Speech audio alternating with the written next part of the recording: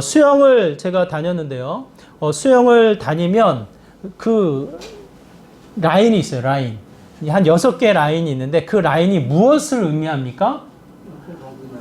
등급이에요. 등급. 초보, 고급, 중급, 1단계, 2단계, 3단계, 4단계 등급을 이야기해요. 평생에 걸쳐서 1단계만 열심히 해야지 라는 사람이 있을까요? 우리 그 사모님 굉장히 웃으시네. 평생에 걸쳐서 나는 1등급만 열심히 해야지 그런 사람이 있을까요? 그렇지 않아요. 다 단계별을 통해서 성장, 성숙을 기대합니다. 그렇잖아요? 수영도 그렇고 운동도 그렇고 학업에도 마찬가지예요. 우리 아이들도 마찬가지예요. 저희가 기대하는 바는 무엇입니까? 평생 그 모습 그대로만 있어라 그렇게 하나요? 만약 그 말대로 너무 예쁘고 너무 귀엽다고 계속 그 상태만 되어라 라고 하면 그게 되나요? 그렇지 않아요. 키도 자라야 되고 몸도 자라야 되고 아기같이 귀여운 맛은 사라질지언정 성숙한 미를 기대하며 자라나는 것을 바라는 게 부모의 마음이고 선생님들의 마음이고 사연의 질서가 그와 같은 모습이 되지 않을까라는 생각이 들어요. 하나님이 우리를 보셨을 때에도 어떻습니까? 동일한 마음이 아닐까 싶어요. 오늘 본문에 보면 두 사람이 나와요. 두 사람. 한 사람은 누굽니까? 관리라고 표현되어집니다. 오늘 본문의 18절에 관리라고 표현되어지지만 마가복음에 또 누가복음 8장에 보면 자세하게 기록되어져 있는데 이 사람이 회당장이었다라고 이야기를 해요. 회당장은 어떠한 역할이냐면 그 한 지역에 회당을 지어요. 이스라엘 백성은 어딜 가든지 간에 회당을 지어요. 이 유대 사람들도 많이 흩어져 살아갔기 때문에 디아스포라 흩어져서 살아갔기 때문에 그 이민 간 어떠한 동네, 어떠한 나라라도 그곳에 가면 무엇을 짓습니까? 회당을 지어요. 회당.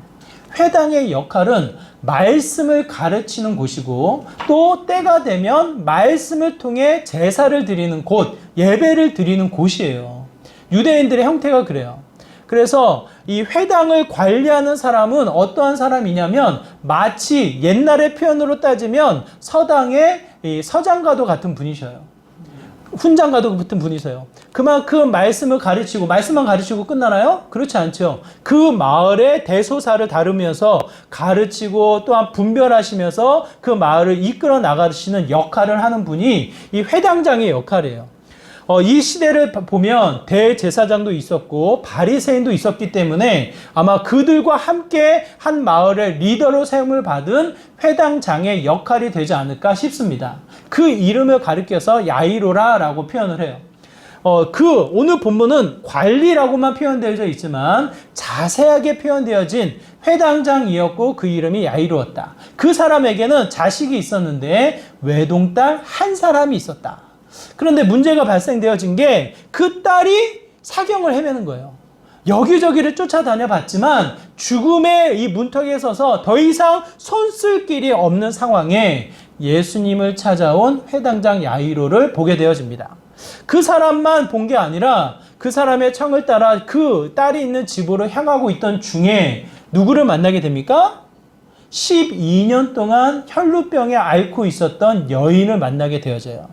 이 여인은 만나기 위해서 만난 게 아니라 그 예수님이 그만큼 이름이 명성이 이제 많이 퍼져 있었기 때문에 많은 사람들이 밀려온 거예요.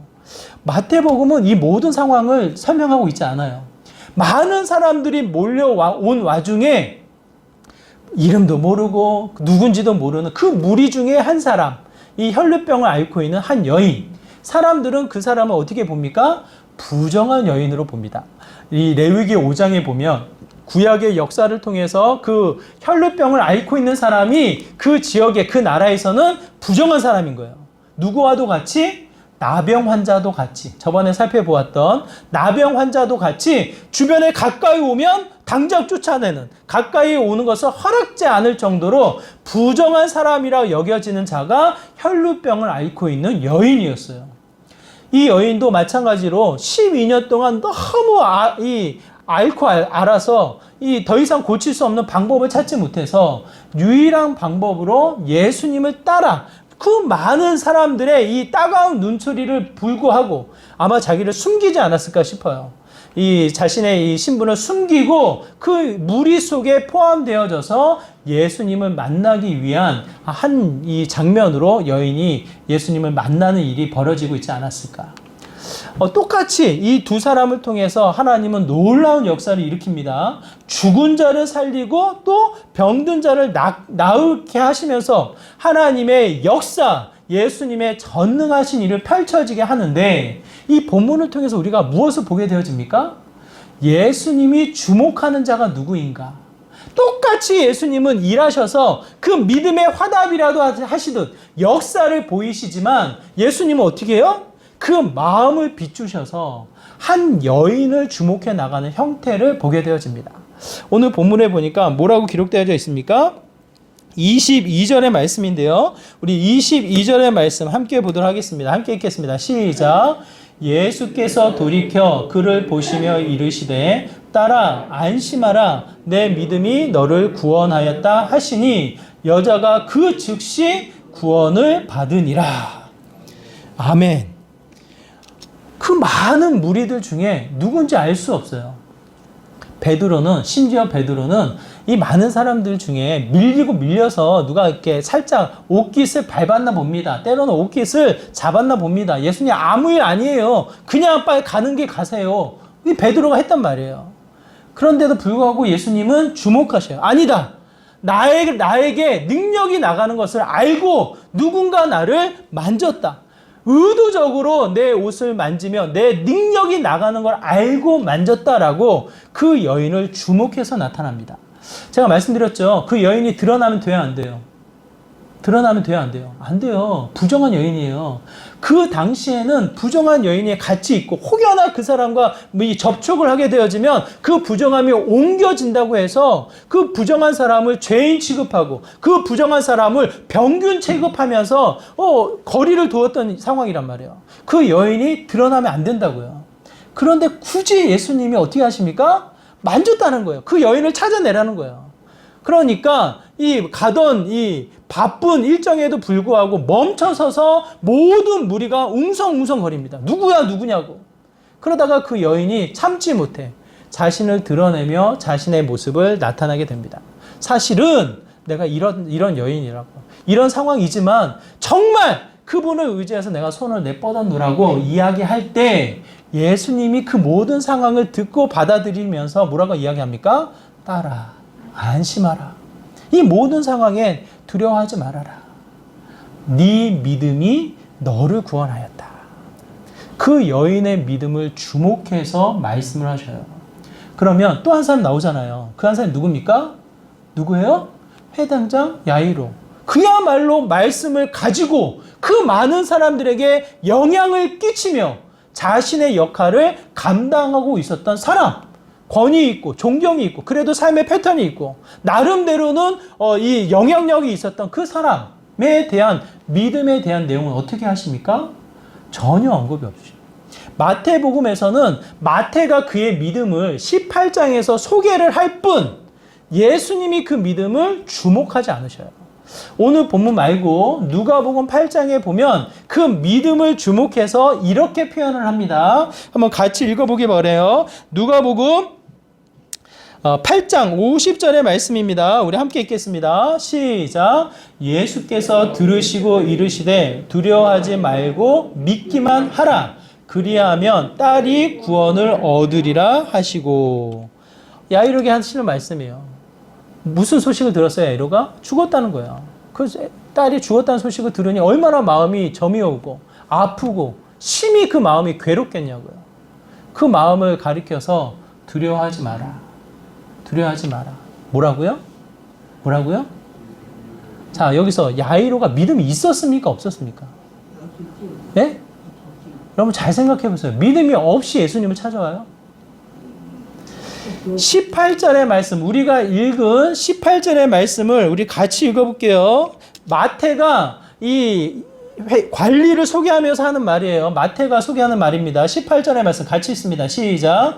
예수께서 이 말씀을 하실 때에 한 관리가 와서 절하며 이르되 내 딸이 방금 죽었사오나 오셔서 그 몸에 손을 얹어 주소서 그러면 살아나겠나이다 하니. 자, 믿음이 있어요, 없어요? 믿음이 있어요, 없어요? 할 수가 없어요. 그렇죠? 헷갈려요. 헷갈리지만 마태복음에서 마태를 통해, 마태는 이 시간적인 연대 순서로 기록한 책이 아니라고 말씀드렸잖아요. 주제가 있어요, 주제가. 그 주제가 뭐냐? 살펴봤더니 믿음인 거예요, 믿음. 믿음의 이 혈루병자의 환자의 통해서 믿음이 확연하게 드러나. 그러니 이 여인을 중심으로 기록을 하면서 이 관리에 대한 이야기를 할 때 보이지 않는 그의 마음을 끄집어 당겨서 설명을 하고 있어요. 어떻게 야이로가 예수님을 찾아오게 되었나? 그 숨겨진 마음, 마가복음과 누가복음은 기록하고 있지 않거든요. 그 상황만 설명하고 있지. 그 숨겨진 마음을 끄집어 당겨서 설명하기를 이래요. 아마 그 딸의 유일한 방법, 그 딸의 이 죽음을 이 사경을 헤매고 있는 그 지경에 예수님이 해결해 주실 수 있지 않을까? 이 문제를 가지고 예수님을 찾아온 상황. 어쩌면 이 죽음에조차도 예수님이 해결해 주실 수 있지 않을까라는 간절한 기대감, 간절한 믿음의 이 연약한 믿음이 예수님을 붙잡게 만드는 상황이 되지 않았을까. 믿음의 씨앗이 심겨져 있는 걸로 보여요. 하지만 그 믿음의 심기음이 자라나 있습니까? 아니면 멈춰져 있습니까? 뭔가 예수님을 찾아왔을 때는 씨앗이 있는 거예요. 뭔가 예수님을 뭔가를 부탁을 할 때는 이분이 날 도와줄 수 있겠거니 예수님에 대한 믿음을 가지고 있는 거예요. 근데 그 믿음이 죽음 앞에서 멈춰버려요. 죽었다라는 소식을 들었을 때에는 무엇이 더 커져요? 이제 끝이구나 라는 이 두려움이 더 커지는 거예요. 그 마음의 상태를 마태가 18절에서 설명을 하고 있지만 이 내용을 풀어서 이 상황적으로 살펴보았을 때는 두려움이 커서 더 이상 예수님이 뭔가를 할 수 없겠거니라는 흔들린 가운데 놓여져 있는 이 회당장 야이로의 모습이 아닐까라는 생각이 듭니다. 이 오늘 본문을 통해서 우리가 살펴볼 수 있는 것은 오늘 나의 믿음의 상태예요, 여러분. 자, 이 자리에 앉아 계신 분, 믿음이 있습니까? 없습니까? 믿음이 있어요? 없어요? 믿음이 있으니까 이 자리에 오신 거잖아요. 믿음이 있으니까 나는 죽어서 천국 갑니다. 천국에 대한 기대와 이 마음에 기대치, 소망이 있잖아요, 소망이. 무슨 일이 생기면, 어려운 일이 생기면 어떻게 해요? 기도해 주세요. 기도를 부탁하잖아요. 믿음이 있다고요. 믿음이 없다라고 생각하는 건 뭐예요? 뭐예요? 오늘 야이로의 모습과도 같이 자라남이 없다라는 뜻이에요. 여러분 이 간격을 두고 생각해 보세요. 씨앗이 심겨지면 반드시 그 씨앗은 어떻게 되어집니까? 말라 죽어 비틀어져서 없어지거나 또 한편 어떻게 되어져요? 씨앗이 뿌리를 내려 줄기를 내고 잎사귀를 내어서 열매를 맺어 나가는 생명력이 있는 모습으로 자라나게 되어진 게 자연의 질서예요. 우리의 생명력도 마찬가지예요. 하나님이 주신 생명력을 통해서 우리가 살고 있지만 죽음을 향해서 달려가는 게 인생이 아닙니다, 여러분. 그냥 내 힘이, 육신의 힘이 쇠하여져서 점점점 힘이 빠지니까 속상하고 이 낙심이 되어지죠. 그렇다고 해서 죽음을 향해 달려나가는 게 인생이 아니에요. 그건 그야말로 이미 죽은 거예요. 왜? 죽음을 향해서 달려가고 있다면. 생명, 살아있는 것은 무엇을 향해 달려갑니까? 생명을 향해 달려나가는 거예요. 하나님이 주신 생명, 하나님이 주신 영원한 생명, 하나님이 주신 영원한 나라를 기대하며 그 나라를 향해서 달려나가는 형태가 오늘 우리들의 삶의 모습이 되어집니다. 그런데 오늘날의 수많은 그리스도인들의 형태가 어떻게 나타날까? 여러분 문제로 인식을 하셔야 돼요. 나의 모습도 그렇고 우리들의 모습도 그렇지만 한국교회 전 세계의 그리스도인들의 모습을 생각하셔야 돼요. 2017년도에 유럽의 통계를 냅니다. 나는 믿는다. 나는 그리스도인이에요. 라고 이야기를 하는 사람들. 그 사람들이 어느 정도의 퍼센트가 있어요. 근데 그 100%, 만약 그 사람들이 100%에 100명이 있다. 그러면 60%에서 65%, 60명에서 65명은 무슨 생각을 하는지 아세요? 무슨 삶을 사는지 아세요? 나는 믿지만 교회를 간다 안 간다? 교회를 안 가요. 나는 반드시 천국에 가지만 주일날 예배를 드린다, 안 드린다? 예배를 안 드려요. 2017년도에 통계가 그래요. 나는 믿어요. 나는 그리스도인이에요. 이렇게 이야기를 해요. 그럼에도 불구하고 예배를 안 드리는 사람들이 60에서 65%라고 그래요. 유럽 땅이. 그걸 빗대어서 우리나라를 비교해 봤더니 2012년도에 11%. 교회, 나는 그리스도인이에요. 라고 하면서 교회 안 다니는 사람들이 11%가 된대요. 나는 믿어요. 난 천국 가요. 라고 하면서 말씀을 읽지 않는 사람들이 11%예요. 근데 2017년도가 되니까 몇 퍼센트? 26%가 되어져요. 코로나19를 맞이해서 이 2년간의 시간을 보내고 3년의 시간을 우리가 겪게 되어지는데, 만약 지금 그 통계를 내본다면, 그런 통계가 없어요. 아직 통계를 안 냈어요. 만약 그런 통계를 낸다면 이 퍼센트가 올라갔을까요? 떨어졌을까요? 나는 믿습니다. 나는 예수님을 믿습니다. 라고 하면서 교회를 안 다니는 사람들, 이 26%가 올라갔을까요? 떨어졌을까요? 저는 상당히 많은 부분 예측을 하기를 더 많이 교회를 안 나갈 것이다. 믿는다라고 하지만 예배를 하나님 앞에 하나님을 통해서 영원한 생명을 내가 부여받았다고 말은 하지만 예배를 드리지 않고 주일날 주님을 찾지 않고 그냥 믿는다라는 고백의 사람들이 수많이 늘어났을 것이다 라고 표현이 되어져요. 코로나로 인해서 가장 얕아진 게 무엇입니까? 예배의 중요성이에요. 모여서 예배 드리는 거에 대한 중요성이 사라져 버렸어요. 예전에는 그래도 한 번 빠지면 마음이 굉장히 불편했어요. 다른 교회 가서 예배를 드려도 굉장히 마음이 불편해요. 혹여나 이 예배를 드리기 어려워서 영상을 보아도 이게 예배를 드린 건지 만 건지 마음이 편하지가 않았어요. 그랬잖아요. 그래서 주일날 안 빠지려고 노력했던 게 상당히 많은 그리스도인의 영향력이었어요. 그런데 이 주일날 코로나로 인해서 영상 예배가 확 열리고 나니까 완전히 바뀌어버렸어요. 이제는 영상 예배 드려도 마음에 불편함이 없어. 그렇잖아요. 혹여나 예배를 빠져도 그런가 보다. 왜? 코로나 때문에 빠진 일도 있었으니까. 이 마음의 가벼움이 이미 우리에게 생겨버린 형태가 돼버렸어요. 메타버스라고 해서 이제는 공간의 교회가 사라지고 가상현실의 교회가 생겨가지고 그곳에 예배를 드리러 가요. 누가? 내가 가는 게 아니라 이 영상의 가상현실에 또 다른 내가 예배를 드리러 가요. 그게 또한 허락되어진 시대가 돼버린 게 오늘날의 모습이에요. 그 모습을 보면서 아마 그 수치는 반드시 올라갔을 것이다. 나는 믿는다라고 이야기하지만 정말 믿는지 안 믿는지 삶을 통해서는 알 수가 없는 그 형태의 모습이 오늘날의 큰 문제로 나타나는 것이 아닌가라는 생각이 듭니다. 오늘 본문은 예수님이 주목을 하셔요. 하나님 예수님이 역사를 일으키는 것은 한번 생각해 보세요. 병든 자를 고치는 게 더 놀라운 일이에요? 아니면 죽은 자를 살리는 게 더 놀라운 일이에요? 예수님에게 똑같아요. 어떤 게 더 크고 작고 없어요. 똑같이 예수님은 하시고자 하신다면 하실 수 있는 일이에요. 하지만 우리의 입장에서는 어때요? 그래도 병든 자는 우연이라도 뭐 고쳐졌나 보다. 그래도 뭔 일이 있었나 보다. 뭐 그런 관찰이라도 하게 되잖아요. 이 죽은 자가 살아난 것은 기적이라고, 이거는. 설명할 수 없는 그야말로 뒤로 꼬꾸라질 만한 이 놀라운 일이 돼버리는 거예요. 그럼에도 불구하고 주목을 받는 사람은 누구입니까, 여러분? 예수님에게 주목을 받는 사람은 혈루병 12년 동안 앓고 있는 부정한 여인이에요. 왜 그 여인이 주목을 받았을까 살펴보면 한 가지 이유밖에 없어요. 그 믿음을 통해 멈춰 있는 것이 아니라 예수님을 찾아 나오게 되었고 예수님을 만나게 되었고 예수님으로부터 그 믿음이 나타나게 되어졌고 온전히 드러난 그 믿음의 모습밖에 없다라는 것을 보게 되어집니다.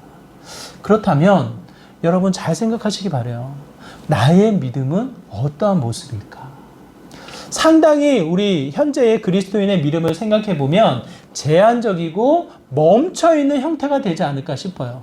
어디에 제한적입니까? 주일 시간에 제한적이고 교회에 제한적이고 마치 그냥 주일에만 멈춰있는 신앙인의 모습이 아닐까. 좀 더 벗어나면 어때요? 벗어나서는 어때요? 그 믿음이 잘 안 나타나요. 그 믿음의 이 선한 이 영향력이 드러내기가 참 어려워요. 그냥 옛날에 내 습관이 그냥 자연스럽게 나타나고 내 입술이, 내 손과 발이, 나의 삶의 이 패턴들이 그냥 세상에 어울려서 살아가는 것과 같은 그리스도인으로 불려지는 것이 아니라 또 다른 사회인으로서의 나가 나타나는, 내 자신이 나타나는 모습에 불과한, 정말 믿는다라는 고백이 쉽게 나타나지 않는 이 참 마음의 씁쓸함을 다시 한번 보게 되어집니다. 오늘 본문을 통해서 여러분이 나의 믿음의 상태를 점검하시고 나의 믿음을 좀 더 채워나가는 믿음의 시간이 되기를 간절히 소망합니다. 하나님은 오늘 본문을 통해서 우리가 관찰할 수 있는 내용이에요. 작은 믿음을 하나님이 역사하셔야 안 하셔요? 분명히 일하셔요. 여러분 오늘 본문을 보세요. 이 야이로 회당장의 믿음을 통해서 하나님이 일을 하셨습니까? 안 하셨습니까? 하셨어요. 이 혈루병을 앓고 있는 그 여인을 통해서도 일을 하셨지만 오늘 본문 18절에 소개하고 있는 이 관리, 회당장의 믿음의 흔적을 가지고도 하나님은 분명하게 역사하십니다. 우리는 기억하시기 바라요. 마태복음 17장 20절의 말씀입니다. 우리 마태복음 17장 20절의 말씀 함께 읽겠습니다. 시작. 이르시되 너희 믿음이 작은 까닭이니라 진실로 너에게 이르노니 만일 너에게 믿음이 겨자씨 하나만큼만 있어도 이 산을 명하여 여기서 저기로 옮겨지라 하면 옮겨질 것이요 또 너희가 못할 것이 없으리라. 아멘. 무엇을 의미합니까? 믿음이 작고 크고 믿음이 부족하고 많고 그 문제가 아닌 거예요, 여러분. 작은 믿음이라도, 어린아이의 믿음이라도 하나님 어떻게 하셔요? 그 믿음을 사용하셔요. 그 믿음을 통해서 분명히 일하시는 분이 여호와 하나님이신 것을 말씀하셔요. 그런데 무슨 차이가 있습니까? 무슨 차이? 그 믿음을 앞세워서 선포를 하지 않아요.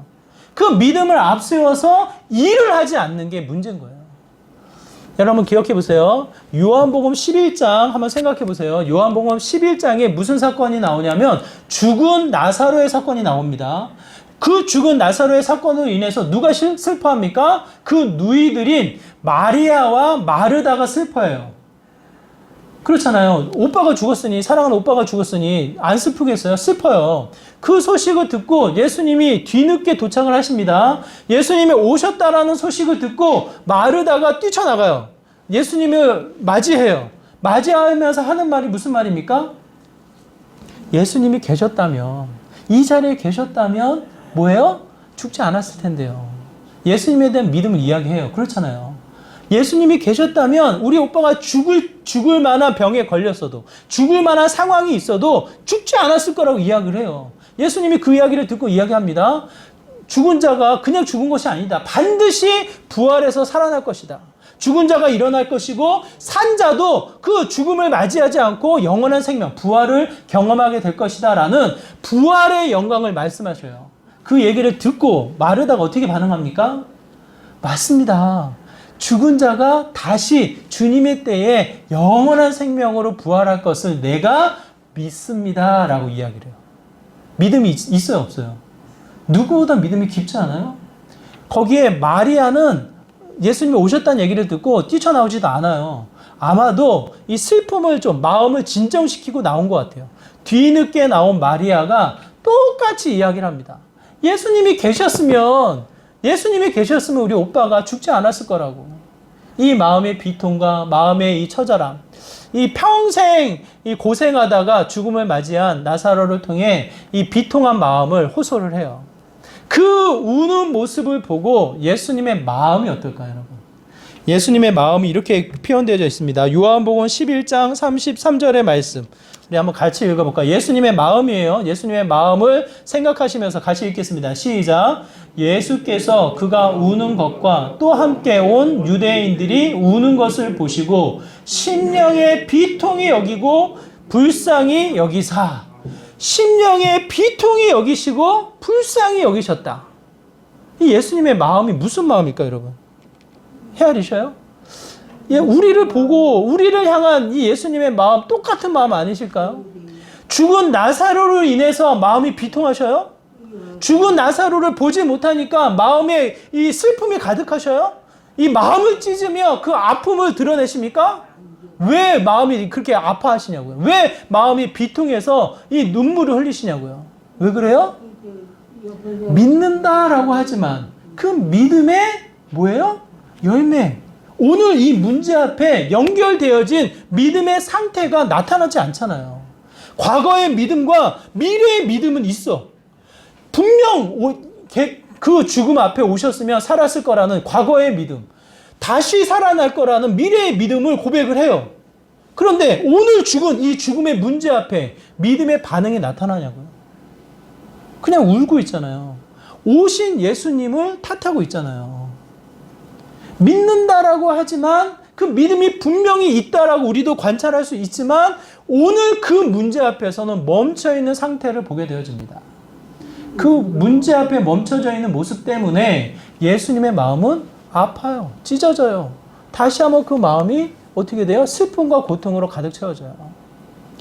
만약 믿는다라고 이 자리에 모여서 우리가 예배를 드려요. 그럼에도 불구하고 다시 일상으로 돌아갔을 때, 가정으로 돌아갔을 때, 또 다른 나의 문제 앞에 놓여져 있을 때 그 자리에 예수님의 믿음이 나타나지 않아요. 예수님을 붙잡는, 예수님 앞에 손을 뻗는 나의 행위가 나타나지 않아요. 그 모습을 보고 예수님이 어떻게 생각을 하시겠냐고요. 어떻게 생각을 하시겠냐고요. 나사로의 죽음 앞에 이 비통히 여기시면서 하시는 말씀이 요한복음 11장 40절 이렇게 기록되어져 있습니다. 함께 읽을게요. 시작. 예수께서 이르시되 내 말이 네가 믿으면 하나님의 영광을 보리라 하지 아니하였느냐 하시니. 오늘 주고자 하시는 말씀이에요, 여러분. 혈루병을 앓고 있는 여인을 통해서 예수님이 뭐라고 말씀하십니까? 22절. 여러분 기억나세요? 아까 우리가 읽었죠? 22절. 뭐라고 말씀하세요? 딸아, 안심하라. 네 믿음이 너를 구원하였느니라. 똑같은 말씀 아니세요? 똑같은 말씀 아니세요? 믿음이 있어요. 믿음이 없는 게 아니에요. 여러분 믿음 있어요.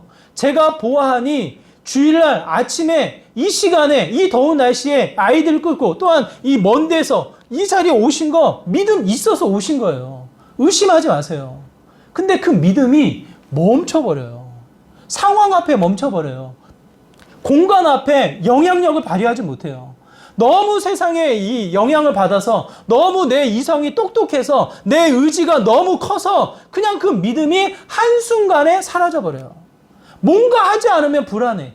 내가 해야지만 뭔가 이 결과를 맺어질 것만 같은 세상에 쫓겨 살아가는 것이 오늘 저와 여러분의 모습이에요. 현대인들의 모습이 그래요. 그러다 보니 믿음을 통한 하나님의 영광이 나타납니까? 안 나타나요. 감추어져요. 숨겨져요. 믿는다라고 하지만 그 믿음은 산산조각 사라져버리는, 흩어져버리는 그 흔적을 찾아보지 못하는 오늘날의 형태를 보게 되어집니다. 그래서 다시 한번 오늘 본문을 보면 작은 믿음이라도 하나님은 그 믿음을 통해서 일하시는 분이세요. 여러분 한번 생각해 보세요. 언제 기도 제목을 가장 많이 응답을 받으셨어? 네? 내가 기도했더니 기도하는 족족 하나님이 들어주셨다. 그 시기가 혹시 있으셔요? 저는 제가 생각해 보면 초등학교 때는요 정말 몰라서 교회도 안 다녔어요. 유치원 때 믿었던 예수님을 믿고 정말 제가 참 믿음이 좋았죠. 교회를 안 다녀도 기도는 했어. 1학년 때, 2학년 때, 3학년 때, 4학년 때 정말 갖고 싶은 거 있으면 기도하고 무슨 상황이 있으면 기도하고 무슨 문제가 있으면 이거 안 되는데요? 그냥 그 즉시로 기도하고 7살 때 배웠던 이 기도의 틀이요 초등학교 때 저를 잡아줬어요. 그래서 제가 주일학교가 중요하다고 말씀드리는 거예요. 한 번 들어온 신앙의 이 습관, 한 번 들어온 신앙의 가치는 결코 사라지지 않아요. 어렸을 때 들어온 말씀의 이 흔적은 평생 남게 되어져요. 그래서 어렸을 때 배운 믿음, 어렸을 때 익힌 것들이 얼마나 중요한지를 보게 되어집니다. 저는 이 초등학교 때 하나님은 좋으신 분이에요. 저에게는 요술지팡이에요. 기도하면 다 들어준 것 같아요. 그게 저를 붙잡아줬던 믿음이에요. 그런데 지금은 어때요? 기도하면 안 들어줘. 이거 기도 저거 기도하면 기다려야 되고 인내해야 되고 무엇입니까? 하나님의 뜻을 또 찾아야 되고 안 들어주셔요. 족족 들어주신 것은 정말 몰랐을 때, 하나님을 믿는다라는 그 믿음조차 몰랐을 때 하나님의 은혜가 더 컸던 것으로 느껴져요. 하나님은 믿음의 크기에 상관이 없으셔요. 언제 믿었냐, 얼마나 믿었냐 필요 없으세요. 믿음이 크냐 적냐 상관없으세요. 작은 믿음이라도 겨자씨만한 믿음, 겨자씨 보셨죠? 노란색깔 이 조그만 겨자씨만한 그만한 믿음이 있어도 뭘 해야 됩니까? 우리는 산을 가리켜서 선포를 해야 되는 거예요. 산아 옮겨져라. 믿음으로 그 산을 옮기는 삽을 퍼들어야 되는 거예요. 그걸 안 하니, 그걸 포기해 버리니 믿음으로 통한 하나님의 영광을 볼 수가 없는 거죠. 믿음을 통해서 우리에게 요구하시는 것은 무엇입니까? 믿음을 가지고 그 믿음을 통해 일상으로 나아가는 믿음의 삶을 우리에게 말씀하시는 거예요.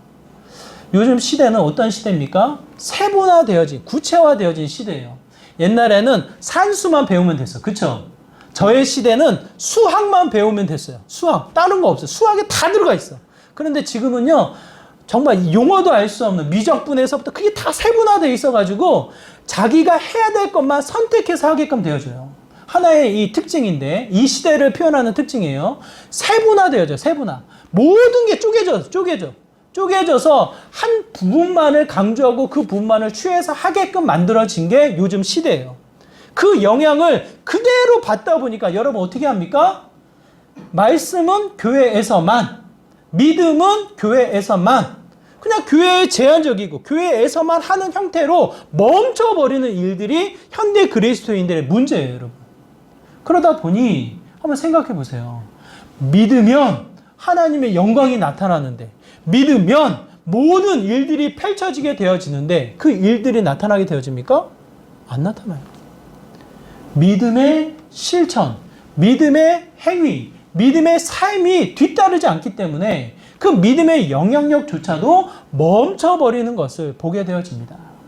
성경은 이 혈루병을 앓고 있는 여인을 통해서 다시 한번 이야기하는 거예요. 뭐요?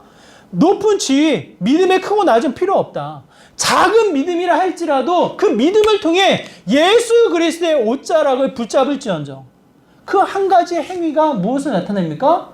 많은 사람들에게 예수 그리스도를 증거하고 나타내는 일을 하게 되어집니다. 여러분 한번 생각해 보세요.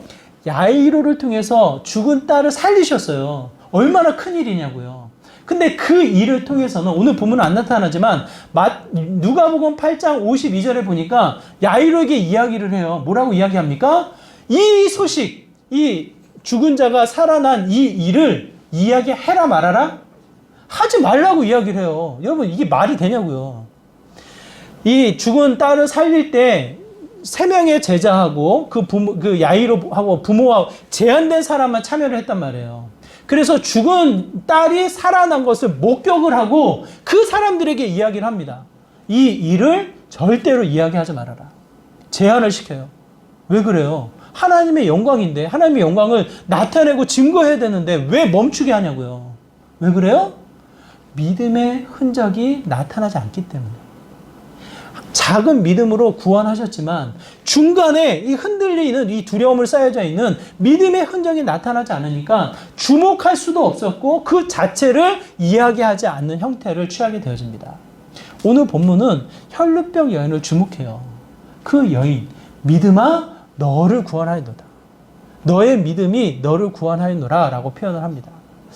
그 믿음의 흔적을 여러분이 받으셔서 여러분의 삶이 하나님의 영광으로 나타나는 믿음의 복된 삶이 되었으면 좋겠어요.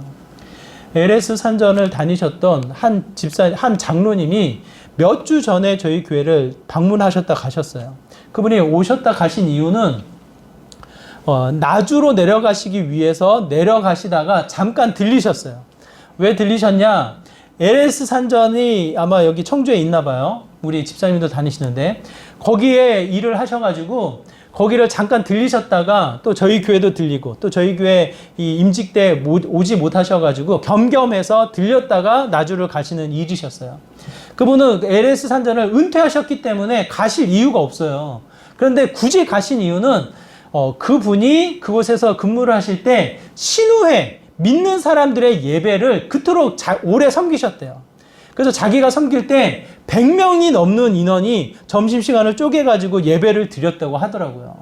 그러면서 너무 기대되고 반가워서 그곳에 갔더니만 너무 실망하고 낙심이 되셔 오셨어요. 왜 그래요? 100명이 모여서 예배를 드렸던 그 사람들이 다 흩어지고 몇 명이요? 10명 조금 넘나? 그렇게 모여가지고 예배를 드리더래요.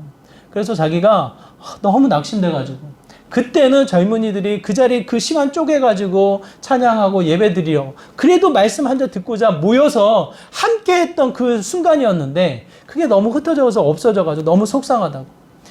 공장장분이 계셔가지고 그분한테 이 신우회를 부탁하고 왔다고. 그러면서 저희 교회를 방문을 하셨어요. 그러면서 하시는 말씀이 나주에 내려가는, 이 은퇴를 하셨는데도 불구하고 나주에 있는 회사가 다시 부탁을 해서 몇 년이라도 좀 일을 좀 해달라고, 맡아서 일을 해달라고 다시 부탁을 해서 서울에서 나주로 이사를 하게 되신 거예요. 나주로 가시면서 부탁을 하시더라고요. 거기 가서 젊은이들이 정말 많다고 하는데 신우회를 다시 잘 조성해서 평일날 회사에서 그 영적인 도전이 임하는 자리가 되었으면, 그 믿음이 함께 나누어지는 자리가 되었으면 좋겠다고 기도 제목을 저한테 부탁을 하시더라고요. 어쩌면 그 일 때문에 자신을 나주로 보낸 게 아니겠냐고. 다 은퇴하고 능력 다 없는 나를, 이게 겸손으로 표현하신 거죠. 굳이 자기를 이 나주가 청할 이유가 없는데 자기까지 기회가 온 것은 아마 그것 때문에 그런 거 아니겠냐고 기도 제목을 부탁을 하시더라고요. 제가 그 얘기를 듣고요, 정말 도전받고 저부터도 다시 한번 제 믿음에 대한 실천, 믿음에 대한 순종에 대해서 다시 한번 생각을 하게 되어집니다. 주일에만 멋지게 설교하고 주일에만 우리가 같이 은혜롭게 예배드리면 뭐하냐고요. 그게 믿음의 씨앗으로 심겨지지만 다시 일상으로 돌아갔을 때, 가정, 우리의 집, 우리의 이 직장 동료, 우리의 문제 앞에 갔을 때에 아무런 작용을 안 하면, 그 믿음의 흔적이 전혀 나타나지 않으면 결국 하나님의 영광도 안 나타나는데 그게 무슨 일이 있겠냐고. 다시 한번 제 자신을 돌아보게 되어져요. 그러면서 내가 무엇을 더 놓치고 있는가? 내 믿음은 무엇을 향해서 나아가고 있는가? 내 믿음은 내 손과 발이 무엇을 향해서 손을 뻗고 있는가? 무엇을 붙잡고 있는가? 다시 한번 돌아보게 되어집니다. 야고보서는 이렇게 이야기합니다. 야고보서 2장 22절의 말씀이 이렇습니다. 함께 읽겠습니다. 시작. 네가 보거니와 믿음이 그의 행함과 함께 일하고 행함으로 믿음이 온전하게 되었느니라 라고 이야기를 합니다. 온전하게 되어졌다는 것은 완전하다 아니라 성장, 성숙의 단계로 이어져 나간다는 뜻이에요. 그렇지 않아요, 여러분? 더 자라나고 더 온전한 모습, 더 완전한 모습을 갖추어 나간다는 뜻이잖아요. 믿음이 무엇을 통해서? 우리의 삶의 실천, 우리의 삶의 순종을 통해서 나타나는 것을 이야기합니다. 그러다 보니 성경에 있는 인물들을 보면 믿음의 흔적들이 늘 나타나게 되어져요. 여러분에게 부탁을 드립니다. 여러분 믿음 있어요. 믿음 의심하지 마세요. 하나님에 대한 믿음이 있는 분들이셔요. 그럼 뭐가 부족합니까? 믿음의 씨앗이 심겨졌으니 이젠 그 믿음의 씨앗을 틔워야 하는 거예요. 싹을 틔우고 자라나고 열매를 맺고 믿음을 앞세워서 나아갈 때 무슨 열매가 나타납니까? 하나님의 영광이 맺어지는 놀라운 역사를 경험하게 되어집니다.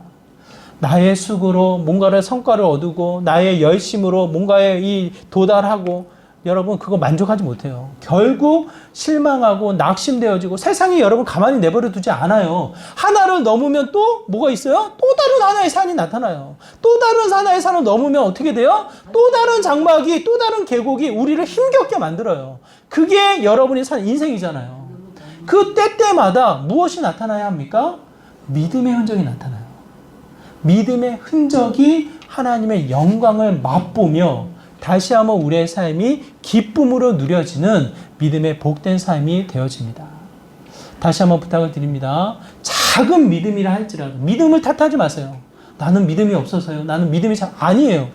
믿음이 작아도 하나님은 역사하셔요. 문제는 뭐예요? 작은 믿음에 멈춰 있는 거예요. 믿음을 가지고 싹을 틔우며 믿음을 가지고 내 일상의 실천과 삶이 따르는 행위, 순종이 있는 삶이 나타나야 돼요. 그래야지만 반드시 하나님의 영광을 경험하는 믿음의 복된 삶이 되어집니다. 여러분의 삶이 무슨 문제 앞에 있고 어떠한 삶의 환경에 놓여져 있는지 저는 알 수 없지만 여러분 기억하시기 바라요. 믿음을 탓하지 마세요. 믿음의 대상인 하나님을 의심하지 마세요. 믿음을 가지고 여러분이 뻗어야 될 그 방향으로 손을 뻗고 방향을 설정해서 그곳으로 한 걸음 한 걸음 나아가 보세요.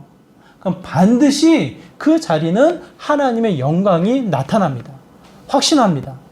그 하나님의 영광을 경험하시고 하나님의 은혜를 온전히 누려나가는 믿음의 복된 삶 되시기를 주님의 이름으로 축원합니다. 우리 말씀을 기억하시면서 함께 기도하기 원합니다. 하나님, 믿음은 적으나 주님 앞에 달려나가기를 원합니다. 내 문제를 통해, 내 가정을 통해, 내 직장을 통해, 나에게 허락되어진 이 삶의 영역을 통해, 일상을 통해 믿음을 붙잡고 전진하기를 원합니다. 하나님, 그 삶이 다시 한번 하나님의 영광으로 채워지게 하시고 주님의 일하심을 경험해 나가는 믿음의 복된 삶이 되게 하여 주시옵소서라고 함께 말씀을 기억하면서 함께 기도하며 나가도록 하겠습니다. 기도합니다. 하나님, 이 시간 간절한 마음으로 기도합니다. 내 일상이, 나의 가정이, 나의 직장이, 나에게 허락되어진 모든 문제가 다시 한번 믿음으로 앞세워서 전진해 나가기 소망합니다. 믿음은 있지만 멈춰 있었던 것은 아닌지, 믿음은 있지만 실천하지 못하고 순종하지 못하고 그냥 그 자리에 주저앉아 있는 것은 아닌지 다시 한번 내 자신을 돌아보게 됩니다.